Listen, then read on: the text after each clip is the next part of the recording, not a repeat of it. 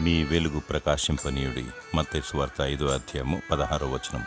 మనుషులు మీ సత్క్రియలను చూచి పరలోకమందున మీ తండ్రిని మహిమపరచునట్లు వారి ఎదుట విశ్వాసముతో కూడిన మీ వెలుగును ప్రకాశింపనీయుడి. ఒకప్పుడు చీకట్లో ఉన్న మనలను తన ఆశ్చర్యకరమైన వెలుగులోకి దేవుడు తీసుకువచ్చాడు.